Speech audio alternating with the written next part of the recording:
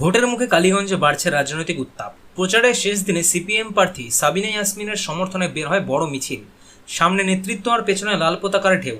হাজারো কর্মী সমর্থকদের পা মেলানো পদযাত্রা। কিন্তু 12 নম্বর জাতীয় সড়কে উঠতেই বদলে যায় দৃশ্য। রাস্তার ধারে তখন তৃণমূলের পথসভা। মুহূর্তেই শুরু হয় পাল্টা স্লোগান, সিপিএম বাংলা থেকে দূর হটো,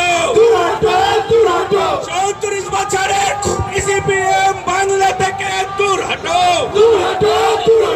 উত্তেজনায় থমকে যায় যান চলাচল। পরিস্থিতি সামাল দিতে হস্তক্ষেপ করে পুলিশ ও কেন্দ্রীয় বাহিনী। ঘুরিয়ে দেওয়া হয় মিছিলের পথ। তবে প্রশ্ন থেকেই যাচ্ছে, একই সময়ে একই জায়গায় দুটি রাজনৈতিক কর্মসূচির অনুমতি মিলল কিভাবে? অভিযোগ পাল্টা অভিযোগের মাঝেই ভোটের আগে কালীগঞ্জে চড়ছে রাজনৈতিক পারদ। আরে ওসিকে বলছি, এইখানকার পারমিশনের বাইরে যদি মাইক বাজে, যে মাইক বাজাচ্ছে তার বাবাই ওসিকে পয়সা দেয় না। এই ওসিকে পয়সা পেতে হয় সরকারের টাকায়। ইলেকশন কমিশনের আওতায় চলছে এখন। ওই ওসিকে পালন নাচ করাবো এখানে কালীগঞ্জের ওসিকে বলছি, এই পলাশির ওসিকে বলছি, পারমিশন ছাড়া মাইক যদি বেজেছে কারোর, আমাদের পারমিশন নিয়ে মিটিং হচ্ছে, আমাদের পারমিশন নিয়ে হওয়া মিটিং এর এলাকার পাশে যদি বিনা পারমিশনে কারো মাইক বেজেছে আর ওসি যদি সেই মাইককে বাজিয়েছে, কারোর বাপের ক্ষমতা হবে না ওই ওসির চেয়ার বাসায়। ওসিকে বদন নাচ করিয়ে রাখবো এখানে বলে রেখে যাচ্ছি। আজকে এখানে দাঁড়িয়ে আপনারা শুনছেন গোটা পলাশির মানুষ, বদন নাচ করিয়ে রাখবো ওই ওসিকে। ওই ভেতর দিক থেকে আমাদের মিছিলটা যখন এই রাস্তা দিয়ে আসলো, বাজারের মধ্যে দিয়ে এসে হাইওয়েতে উঠছিল, তখন দেখলাম কতগুলো চোরের বাচ্চা ওখানে মিটিং এ মাইকে ছেড়াচ্ছে, বিনা পারমিশনে কতগুলো ছোট্ট ডিস্ট্রিক্ট চোর ওখানে ছেড়াচ্ছে। আমাদের কমরেডরা আসছিল, আমরা বাই ইলেকশন উপনির্বাচন এই পলাশিতে, এই কালীগঞ্জে আমরা মানুষের আশীর্বাদ দিয়ে লড়েছিলাম। একখানা চোর ছিল, এখন মারা গেছে, বেঁচে থাকতে চোর ছিল, ওয়াকফের সম্পত্তি চুরি করেছে, কৃষ্ণনগরে ওয়াকফের সম্পত্তি চুরি করে বাড়ি করে রয়েছে, গোটা নদিয়া জুড়ে একাধিক ওয়াকফের সম্পত্তি সারা জীবন ভোগ করে মরেছে। বাবা ছিল চোর, তার মেয়ে আর বড় চোর, মেয়ে পাচারের ব্যবসা করে, দালালির ব্যবসা করে। এখানকার এমএলএ বেআইনি হোটেলে ব্যবসা করে। তারা হচ্ছে এখানে ক্ষমতা এসে বাবুরা নাকি জিতেছে। ওদের জেতার নমুনা একটা 9 বছরের বাচ্চা মেয়ের শরীরকে টিপ করে বোম ছুড়লো।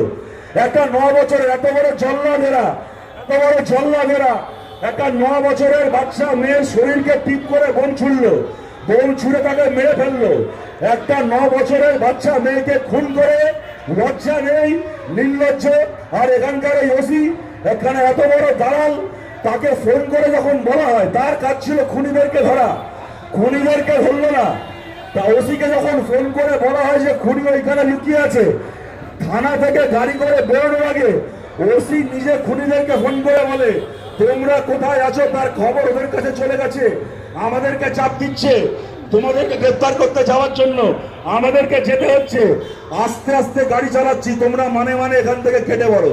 অভিযোগটা চলে তো এই ধোলাপিরামের বাড়িটায়। হ্যাঁ, এই বাড়িটার মালিক কে? হ্যাঁ, কার মধ্যে চলে এখানে? এখানকার এমএলএ আলিফা আহমেদের বাপ ছিল একখানা চোর, ওখানে সম্পত্তি করে নদিয়া জেলা চুরি করেছিল, আর এখন মধুচক্র চালাচ্ছে। আর এই মধুচক্রের মাথায় পতাকা উঠছে দেখুন, দাসপুর তৃণমূলের পতাকা।